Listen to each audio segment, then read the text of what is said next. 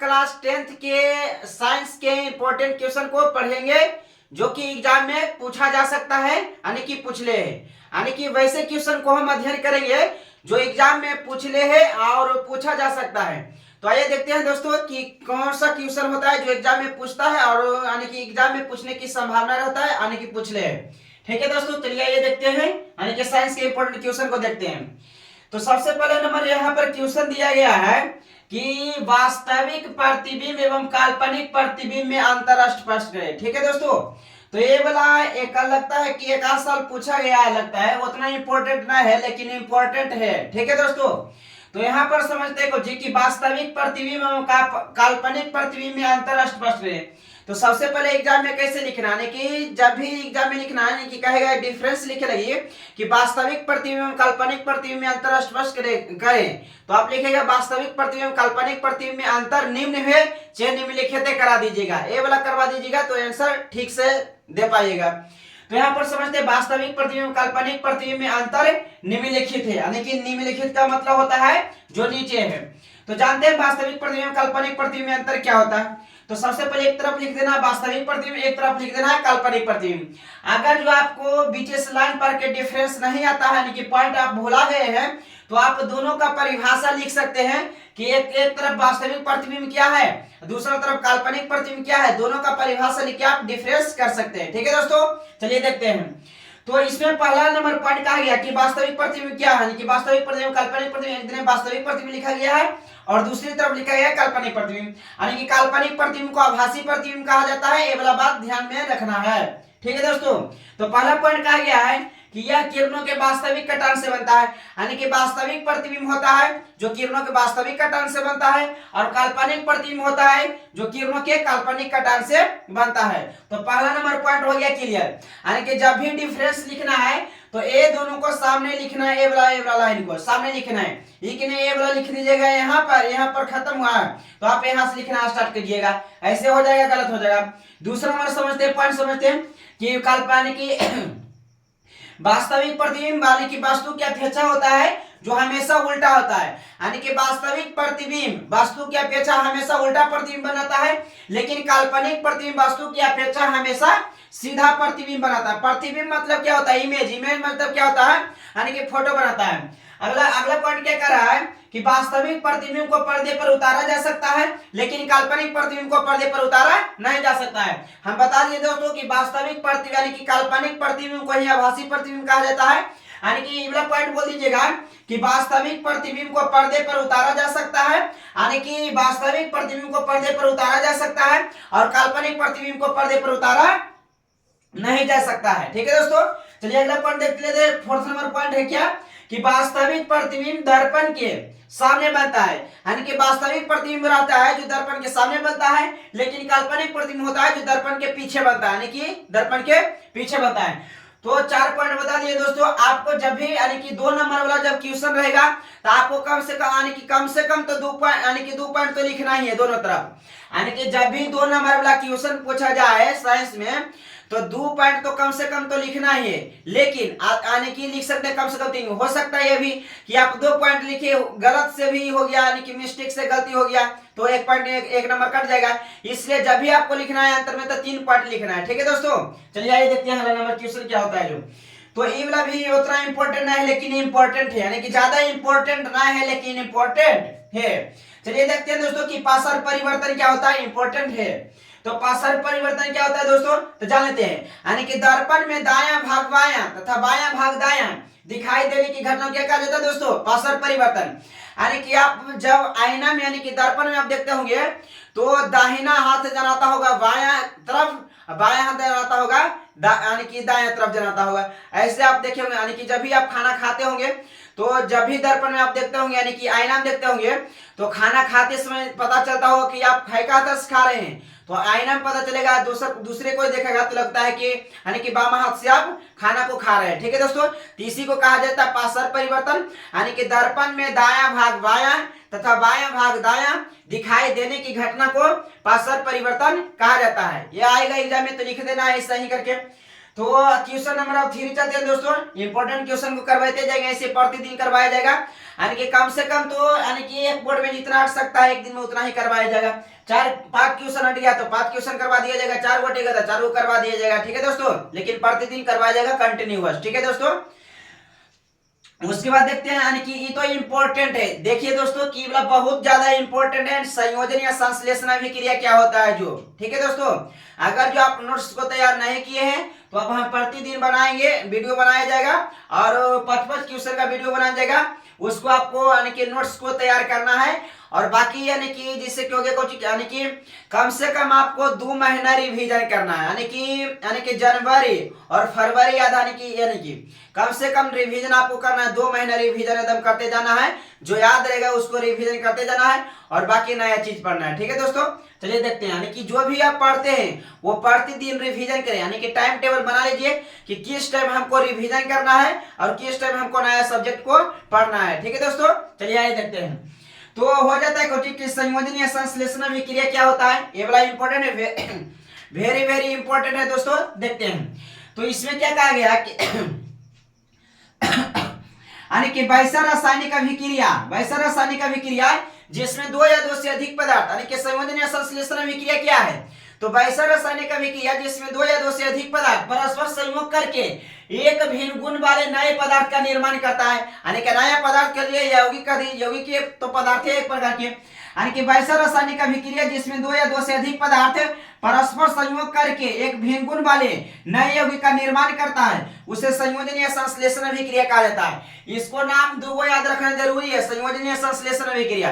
पता चला कि आपको एक ही नाम है, याद करके गए संयोजन अभिक्रिया क्या है, एग्जाम में पूछ दिया कि संश्लेषण अभिक्रिया क्या है, तो रह जाएगा मोय मोय हो जाएगा। फिर ध्यान देखना इधर, आप क्वेश्चन नंबर इधर, तो इसका एग्जांपल देख लेते हैं क्या होता है, यानी कि क्या कहा है कि वैसा रासायनिक अभिक्रिया जिसमें 2 या 2 से अधिक पदार्थ, यानी कि यहाँ क्या कहा है, वैसा रासायनिक अभिक्रिया जिसमें 2 या 2 से अधिक पदार्थ, यानी कि 2 या 2 से अधिक, यानी कि 2 या 2 से अधिक पदार्थ परस्पर संयोग करके एक दूसरे, यानी कि परस्पर मतलब ये परस्पर का मतलब कि एक पर है कि ओकरा पर पता नहीं चलता, यानी कि परस्पर होता जाता है, यानी कि एक भिन्न गुण वाले नए पदार्थ का निर्माण करता है, उसे संयोजन या संश्लेषण अभिक्रिया कहा जाता है। यानी कि जैसे ही बोला 2, इधर 2 से ज्यादा पदार्थ भी रह सकता है, ठीक है दोस्तों, यानी कि 2 या 2 से ज्यादा पदार्थ रह सकता है। जैसे यहाँ पर सी है तो कार्बन, सी हो गया कार्बन, O2 हो गया ऑक्सीजन, यानी कार्बन जब ऑक्सीजन से अभिक्रिया करेगा तो कार्बन डाइऑक्साइड का निर्माण कर देगा। इधर 2 पदार्थ या 3 पदार्थ या 4 गो रह सकता है, लेकिन बनाएगा इधर एक ही को बनाएगा, ठीक है दोस्तों। एग्जाम्पल नंबर दूसरा देख लेते हैं। एस हो गया सल्फर, यानी कि सल्फर जब ऑक्सीजन से अभिक्रिया करेगा तो सल्फर डाइऑक्साइड का निर्माण कर देगा, यानी कि हो जाएगा S+O2, यानी कि SO2 हो जाएगा। तो यहाँ पर ध्यान देना है इस वन, यानी कि एग्जाम में एक क्वेश्चन पूछता है रासायनिक समीकरण को संतुलित करने वाला पूछता है, कि रासायनिक समीकरण को, ये तो 2 नंबर वाला भी पूछता है कि रासायनिक समीकरण को संतुलित क्यों किया जाता है, ठीक है दोस्तों, कि रासायनिक समीकरण को संतुलित क्यों किया जाता है। तो हम इंपॉर्टेंट क्वेश्चन अगले वीडियो में बनाएंगे, पहले देख लीजिए जो बताएं जो। उसके बाद देखते हैं कि वियोजन या अपघटन अभिक्रिया क्या है, ये most important, very very important है दोस्तों, इसको आपको ध्यान में रखना, एकदम इधर रट के रखना है, ठीक है दोस्तों। जितना भी अभिक्रिया है उसमें से एक क्वेश्चन आइए करेगा, एकदम पक्का आएगा एक क्वेश्चन, ठीक है दोस्तों। इसलिए आपको जितना भी अभिक्रिया हम बताते जाएंगे उसको आपको रट के रखना है, या तो समझ के रखना है। एग्जाम में आएगा तो आपको लिखना ही है, एग्जाम में थोड़ी ना पूछेगा आपको कि कैसे बनाए या कैसे लिखे, सीधा सीधा जाके एकदम छाप देना है। उसके बाद देखना है वियोजन या अपघटन अभिक्रिया क्या होता है। तो देखते हैं कि वैसा रासायनिक अभिक्रिया जिसमें किसी यौगिक के बड़े अणु के टूटने से, वैसा रासायनिक अभिक्रिया जिसमें किसी यौगिक के बड़े अणु के टूटने से 2 या 2 से अधिक भिन्न गुण वाले सरल यौगिक का निर्माण करता है, उसे वियोजन या अपघटन अभिक्रिया कहा जाता है।